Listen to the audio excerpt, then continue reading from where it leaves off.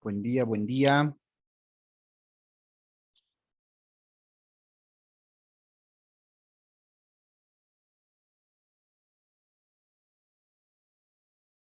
Buen día, buen día. Buen día, jóvenes.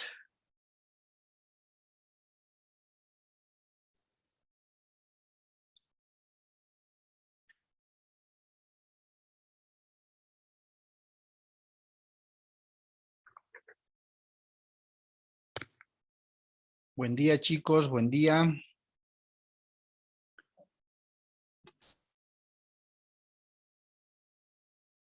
¿Cómo me escuchan, chicos? Bien, doctor. Buen día a todos. Por favor, no olviden registrarse en el chat.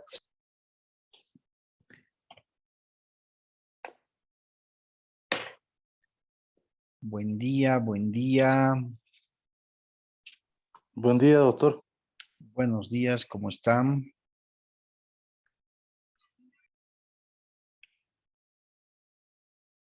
Bien, vayamos esperando un poco, un par de segundos para quienes se están conectando recién.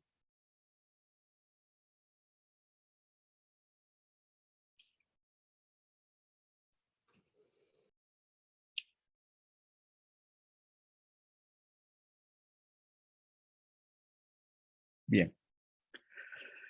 Bien, el día de hoy, mientras se van conectando todos, el día de hoy vamos a abordar otro contrato más, quizás muy usual, muy común en nuestro medio, y es el contrato de arrendamiento, también conocido como contrato de locación, contrato de alquiler,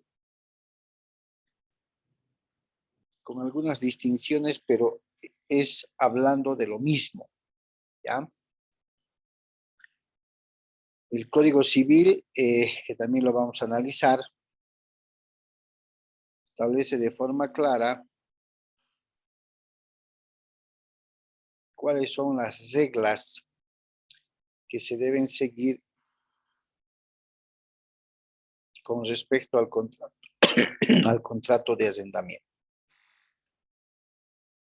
Que estoy seguro todos ustedes lo conocen, alguna vez han debido leer, han debido firmar algún contrato de arrendamiento, sea de bienes inmuebles o sea de bienes muebles. No hay ninguna distinción con respecto a cumplir las reglas que establece la legislación civil. ¿Qué clase tenían anterior a esta, jóvenes?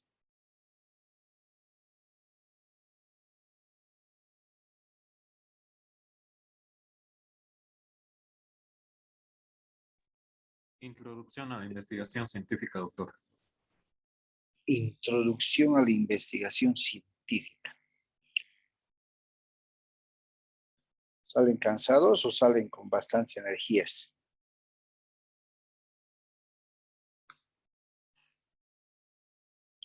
O sin comentarios.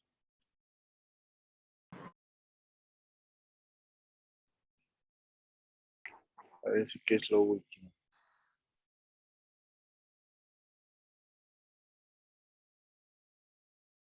Bien.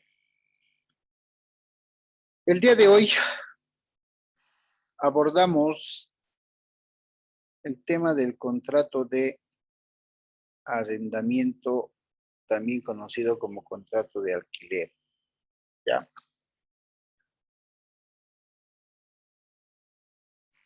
Si bien el Código Civil nos proporciona una noción sobre este contrato, podemos definir al mismo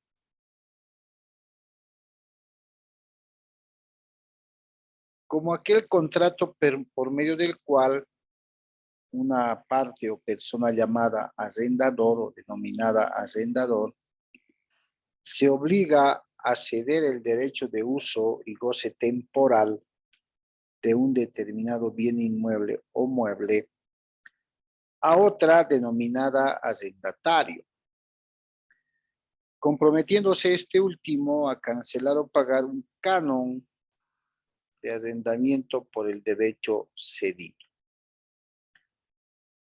En nuestro cotidiano vivir, si se le puede llamar así, manejamos con mayor frecuencia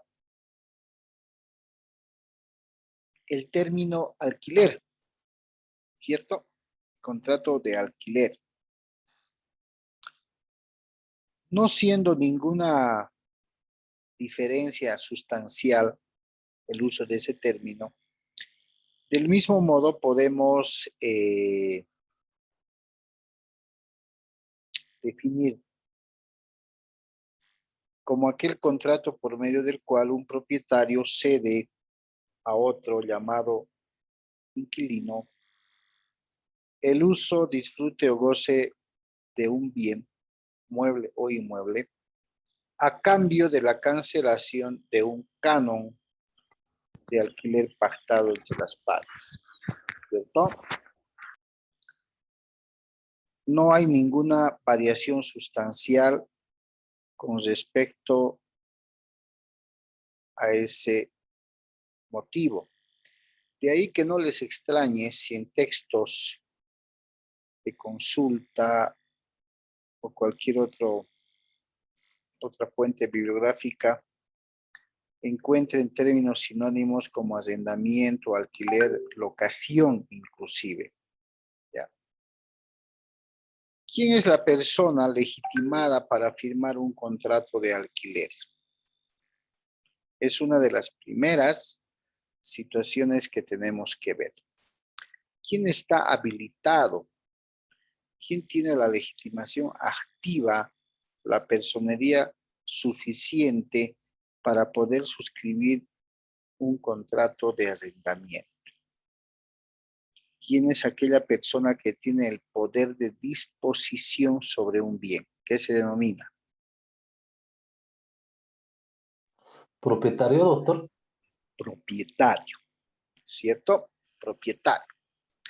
Para la configuración de los sujetos del contrato de arrendamiento, no hay ningún problema si consignamos al propietario como arrendador o lo consignamos como propietario simplemente. Lo cierto es que este arrendador, este propietario, tiene que contar con el poder de disposición. Ya puede disponer del bien. Porque quien no podría o no contaría con el poder de disposición, mal podría disponer, salvo alguna representación legal que ustedes manejan perfectamente. ¿Cuáles son las características del contrato de arrendamiento o alquiler? A ver, voy a bajar ahí ahí está. El contrato de arrendamiento tiene como, entre otras características, que es de carácter consensual,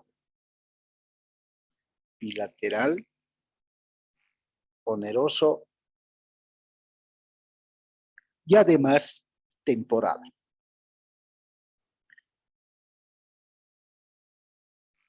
¿Quién podría de manera voluntaria referirnos a qué se refiere el carácter consensual en un contrato de arrendamiento? ¿Quién se anima?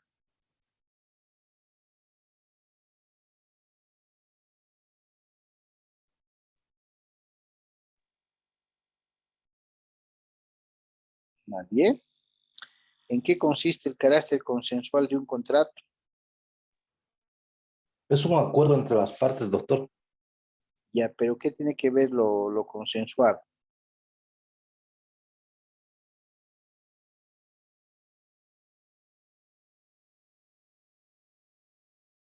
¿En qué consiste?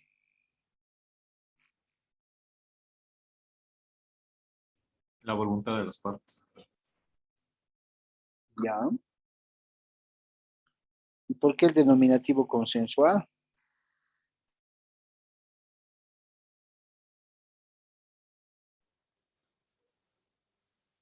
¿Por qué tiene el carácter consensual como característica del contrato de arrendamiento? Consentimiento. ¿Perdón?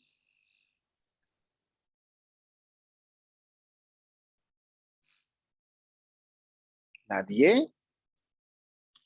A ver, ¿quién puede definirme de manera correcta y técnica lo que es un contrato?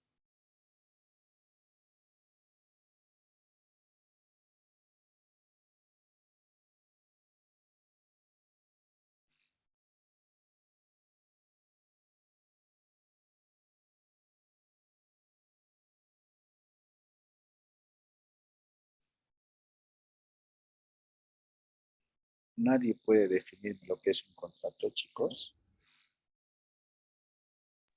¿Qué es un contrato? Es un documento firmado por dos personas voluntariamente. Ya sirve, es un documento firmado por dos personas de manera voluntaria. ¿Quién más?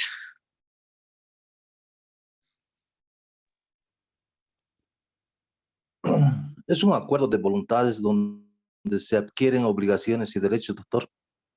Ya, es un acuerdo de voluntades, coinciden en el tema de la autonomía de la voluntad. ¿Alguien más que se anime? Doctor, Yo, doctor. Ya, Hay un contrato cuando dos o más personas se ponen de acuerdo para constituir entre sí una relación jurídica. Eso puede ser un contrato. muy bien. Técnicamente hablando, esa es la definición de contrato. ¿Sí? Es el acuerdo entre dos o más partes para constituir, crear, modificar o extinguir una relación jurídica entre sí. ¿Es un acuerdo de voluntades? Es un acuerdo de voluntades. Es la firma de un documento de manera voluntaria por las partes, también. Entonces, Ay, ahorita voy a... acuerdo de voluntades, ¿cierto? Al ser un acuerdo de voluntades, estamos frente a que las partes, primeros temas avanzados en esta materia, van a concertar, se van a poner de acuerdo, van a consensuar cuáles van a ser las condiciones en las que van a firmar el contrato, ¿cierto? De ahí que una de las características, no solamente del contrato de arrendamiento que estamos viendo el día de hoy, sino también del contrato en general, es el consenso al que llegan las partes para poder finiquitar o celebrar el respectivo contrato. Hay consenso, hay acuerdo de voluntades, como dicen ustedes. ¿Ok? Es bilateral. Es bilateral el contrato de arrendamiento, porque si bien existen dos partes, también de forma recíproca existe la prestación y la contraprestación. El propietario o arrendador entrega un bien mueble o inmueble al arrendatario. Y en contrapartida o en contraprestación, el arrendatario paga un canon de alquiler por ese bien, ¿cierto? Entonces es bilateral. O conmutativo porque hay un equilibrio recíproco de prestaciones. El propietario arrendador entrega el bien y el arrendatario inquilino paga el canon de alquiler por el uso y goce de ese bien. ¿Es oneroso? Claro que sí. ¿Por qué? Porque concurre el costo, concurre el monto. Por tanto, no es gratuito, es oneroso. ¿Ok? Bien. Es temporal, ¿por qué? Porque en el contrato se delimita el tiempo que va a tener. Sí, no es indefinido. el contrato de arrendamiento es temporal. Y vamos a ver, conforme analicemos el Código Civil, cuál es el plazo máximo por el que se puede suscribir un contrato de alquiler o arrendamiento. ¿Ya? Usualmente manejamos el año forzoso, el año voluntario, o los años forzosos, los años voluntarios. Vamos a ver si esto está enmarcado dentro de la ley o es que se ha generado a raíz de la costumbre de ir usando esa clase de plazos. Por tanto, tiene un carácter temporal porque no es de carácter indefinido, va a tener un plazo como tal. Bien, tratándose del contrato de arrendamiento, ¿cierto? Les decía, el carácter consensual bajo los lineamientos de la legislación civil de nuestro país permite pues establecer a las partes ciertas condiciones, ciertos elementos que el contrato va a llevar fruto de la voluntad demostrada o prestada por las partes. En ese sentido, a efectos de fijar cuáles van a ser las condiciones en la suscripción del contrato de arrendamiento de un bien, ¿no? Se va a establecer las reglas que no se pueden salir del marco legal. Ejemplo, subarrendar o ceder el contrato. En cierto modo, le está limitado, le está prohibido al inquilino la posibilidad de subarrendar, es decir, subalquilar nuevamente a otra persona o ceder su contrato a otra persona sin la exclusiva y expresa autorización del propietario. En algunos contratos, esta clase de limitaciones, prohibiciones, se aclaran en una cláusula respectiva a efectos de dejar claramente establecida cuáles van a ser las prohibiciones y cuáles van a ser los derechos del arrendatario o inquilino. No vamos a negar que en algunos casos se establece que sí va a poder subarrendar o ceder el contrato con la sola comunicación anticipada al propietario. Por lo general, la posibilidad de subarrendar o ceder el contrato está establecida como una prohibición expresa que el propietario le hace al arrendatario, ¿ya? No es absoluta, por si acaso. Hay situaciones en las que por distintos motivos el propietario, el arrendador, autoriza con ciertas condiciones proceder de esta manera al inquilino. Doctor, Adelante. es verdad, no se puede subalquilar, ni aunque esté el bien en anticrético, ¿no?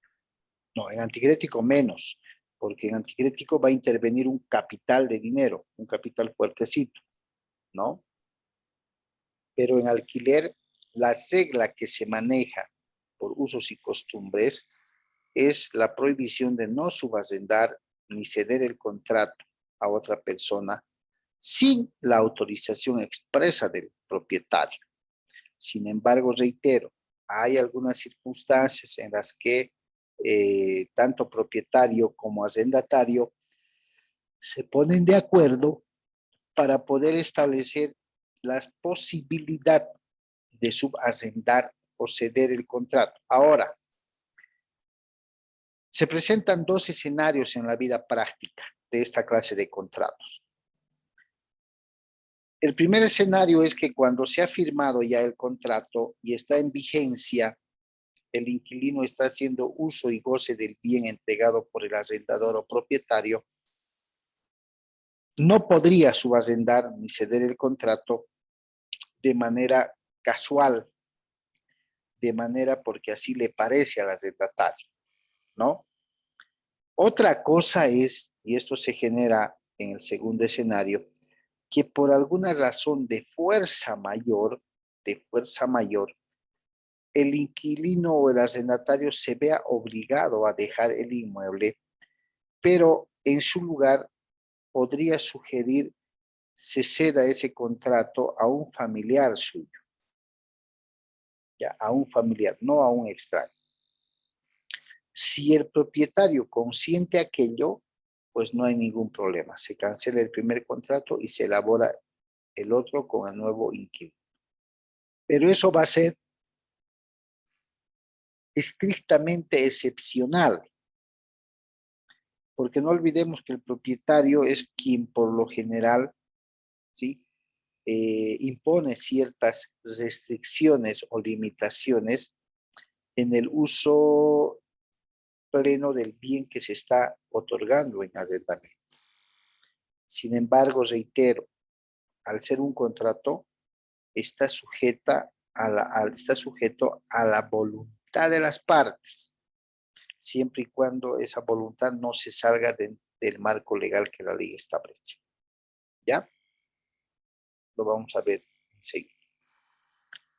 Es bilateral conmutativo, como les decía. Hay un cumplimiento recíproco, hay prestación y contraprestación. Por tanto, ¿cierto? Si bien una de las partes está cediendo el derecho de uso y goce de su bien a otra, esta otra parte paga un canon de alquiler. Lo oneroso está clarísimo. Es oneroso, no es gratuito, porque interviene un valor y un monto económico. Bien, obligaciones, ¿sí?, del propietario o arrendador. Esto es muy importante, eso está en la norma, lo vamos a ver enseguida. Entregar al arrendatario o inquilino el bien arrendado en las condiciones establecidas en el contrato. Garantizar al arrendatario o inquilino el derecho de uso y goce pacífico del bien dado en alquiler o arriendo, evitando que existan elementos que disminuyan y o limiten la idoneidad de este derecho. Eso se reduce y se resume a que el propietario tiene que garantizar la libre y pacífica posesión del bien otorgado en alquiler. En caso de existir una garantía por el arrendamiento, el arrendador deberá entregar la misma al momento de finalizar el contrato. Es usual, muy usual, que al momento de suscribir o celebrar un contrato de alquiler o arrendamiento, el propietario exija como garantía el monto de 1 o 2 meses de alquiler. Esto un poco para garantizar que una vez concluido el contrato, se pueda reparar o restituir los daños ocasionados en el inmueble. Aunque ya en el contrato se establece que el inquilino tiene la obligación de devolver el inmueble en las condiciones en las que las está recibiendo, salvo aquellos deterioros por el uso común que se hace de algún pormenor del bien, chapas, puertas, que tengan deterioro, no de manera intencional, sino por el uso común que se hace de ellos. ¿Ya? Entonces establece aquello para imponer una cláusula donde se determine que el arrendatario o inquilino está dejando 1 o 2 meses de alquiler en calidad de garantía, la misma que será devuelta una vez que el contrato termine, sujeto también a la voluntad de las partes. ¿Ya? Algunos contratos o algunas partes no se ponen de acuerdo desde ya. Y establecen que no vaya alguna cláusula o alguna cláusula accesoria con el tema de la garantía que podría estar dejando. ¿Listo? ¿Cuáles son las obligaciones del arrendatario o inquilino?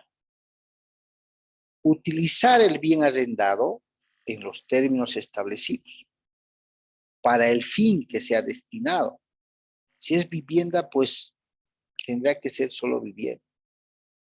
Si es mixto, tendrá que ser vivienda y actividad comercial, dependiendo de cómo está distribuida la infraestructura del inmueble que se ha otorgado en alquiler. ¿Listo?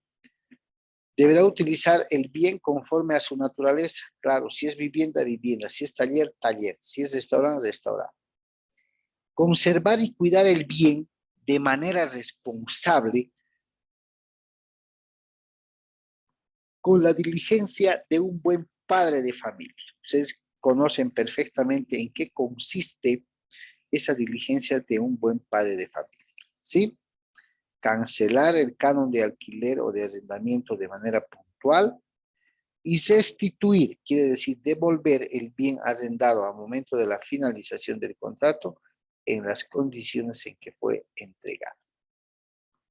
Básicamente, esas son las obligaciones del arrendatario, es decir, del inquilino. Continuemos. Cesación del arrendamiento. ¿Qué quiere decir cesación, chicos? Que el contrato queda nulo, se suspende la relación jurídica. Ya. Cesación quiere decir se para el contrato, se detiene el efecto del contrato. Prefiero no utilizar el término de que queda nulo. La nulidad es un término bastante especial que tenemos que utilizar. ¿Ya? Extinción del contrato, doctor. Podría ser, se extingue, finaliza, concluye. Vamos a ver, Cancelación. ¿ya? El arrendamiento cesa de pleno derecho y sin necesidad de aviso por la expiración del término. ¿Qué quiere decir? El contrato concluye cuando el término ha llegado a su fin, cuando el plazo ha llegado a su fin. Puede cesar el contrato de arrendamiento por acuerdo de las partes. Es importante en este acápite recomendar que cuando se elabora un contrato de arrendamiento, más conocido como alquiler, les digo, se establezca en una de las cláusulas, generalmente se lo hace en la cláusula del plazo, de que si por algún motivo de fuerza mayor o decisión unilateral, las partes quieran cesar el efecto del arrendamiento, deban comunicar con un plazo razonable, entre 60 y 90 días, de que ya no van a hacer uso. ¿Para qué? Para que el arrendador o propietario pueda buscar o poner los anuncios que les interesen a otras personas. ¿Listo?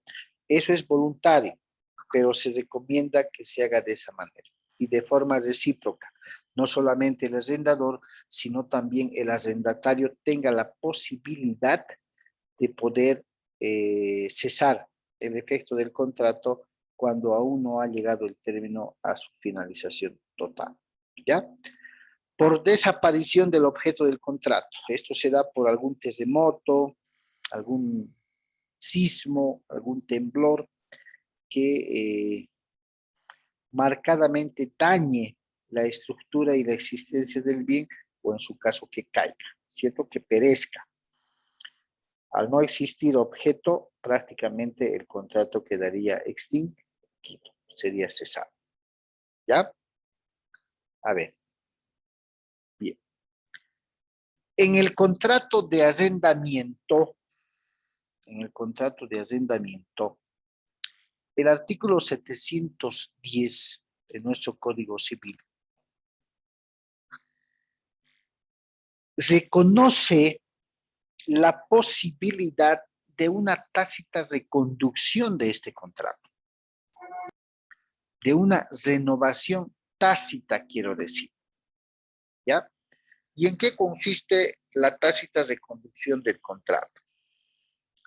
Fíjense la presentación, establece que la tácita reconducción del contrato, como infiere el artículo 710 del Código Civil,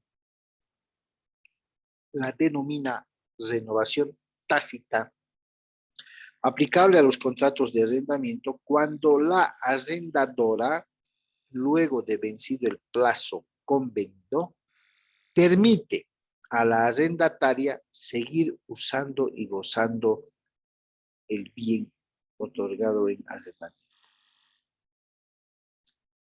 Generada la renovación tácita, del contrato de arrendamiento, los alcances, los efectos que pueda tener este contrato son los mismos del contrato que se celebró en primera instancia, tal cual establecido.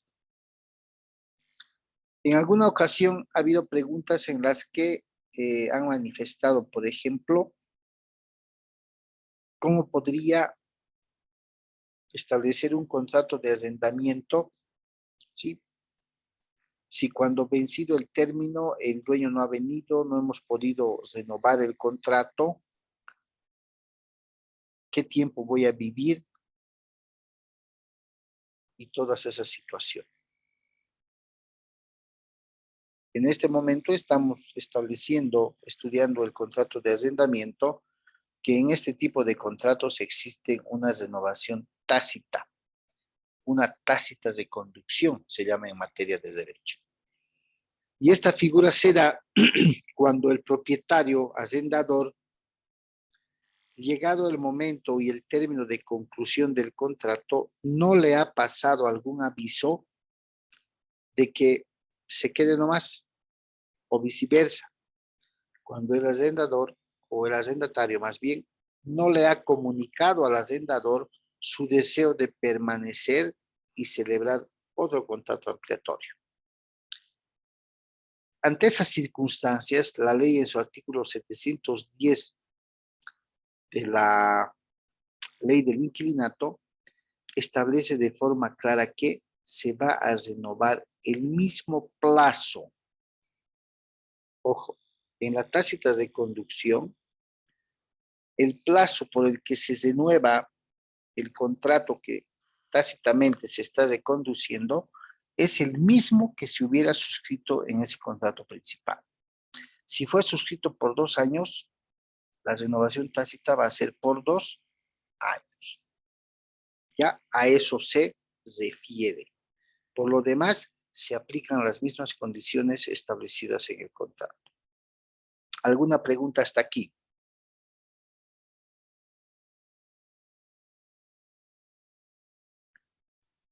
¿Ninguna? Ninguna, doctor.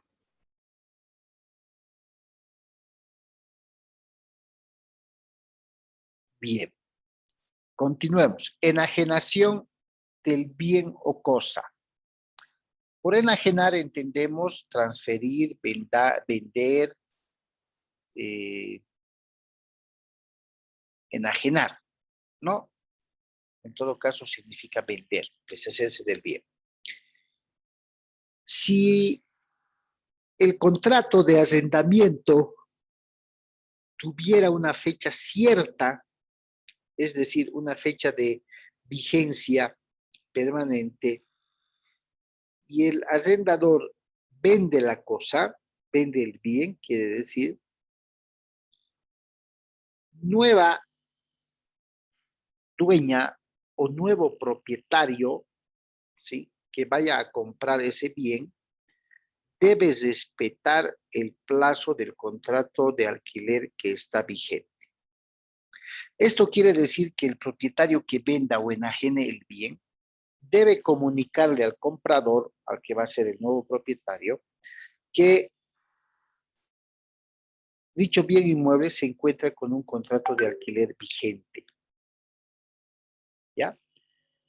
Para que el comprador tenga toda la información necesaria y tome la decisión de comprar o no comprar, o en su caso mantener al o a la inquilina hasta la vigencia total de su contrato. Esto es muy importante, ¿por qué? Porque a veces se tiene que establecer en los contratos a momento de redactarlos estas posibilidades. Ahora bien, lo anterior no se aplica al arrendamiento de muebles no sujetos a registro cuando el adquiriente ha obtenido la posesión de buena fe. Es claro pensar que si una persona ya ha interpuesto o arreglado algún tema sobre la venta del bien que ha hecho el propietario y sobre la existencia de inquilinos en ese bien, ¿no? Es menester comunicarle al comprador de la existencia de estos hechos para que el comprador pueda realizar las gestiones que vea conveniente, ya sea respetando el contrato de los trabajadores, de los inquilinos suscrito con el anterior propietario, o en su caso proponerle al inquilino dejar sin efecto ese contrato. Hay ocasiones en las que los compradores no se hacen problema, dicen que vivan nomás hasta que se concluya el contrato, pero también hay otros que sí, no les agrada y piden que sea dejado sin efecto el contrato y que desocupen el inmueble, ¿ya? Por eso se dice en la última parte de la diapositiva que el tercer adquiriente está obligado a respetar el arrendamiento y sustituye al arrendador en los derechos y obligaciones que derivan del contrato, ¿ya? Entonces, claro que el que ha adquirido la casa con inquilino y todo tiene esa potestad. Si bien la ley le dice que debe respetar, también puede llegar a un arreglo o conciliación voluntaria. ¿Ok? Bien. Continuemos. Prohibición de contrato mixto. Esto es algo que me preguntaron, si mal no recuerdo, hace un par de clases, sobre si se podía suscribir un contrato tanto de anticrético como de alquiler al mismo tiempo. Es importante destacar que el Código Civil en el artículo 716 prohíbe la realización de contratos mixtos de arrendamiento y anticresis. Anticrético quiere decir. Y en caso de existir algún contrato con esas características suscrito de esa manera, dice, se dará la nulidad del anticrético. ¿Se dan cuenta? Se dará la nulidad del anticrético. Por lo que el propietario tendría la obligación de restituir en su totalidad el monto entregado. En relación a este tipo de contratos mixtos, es importante que conozcan que están prohibidos en la legislación civil boliviana, ¿no? Por lo que las partes no pueden elevar los contratos mixtos de arrendamiento y anticrétis a documento público. ¿Por qué? Porque el 491 no reconoce aquel. El 492 reconoce que se puede hacer bajo el formato privado normal, pero no reconoce que se puedan hacer contratos de carácter mixto. ¿Okay? Por favor, no se vayan a olvidar. Y menos, pues, pretendan registrarlo en derechos reales. Ya no se puede hacer ningún contrato mixto. Bien, estamos llegando al final de la primera sesión, chicos. Permítanme un par de segundos y les paso el nuevo link en unos minutos, ¿ok? Está bien. Está bien, doctor, gracias. Está bien, doctor, gracias.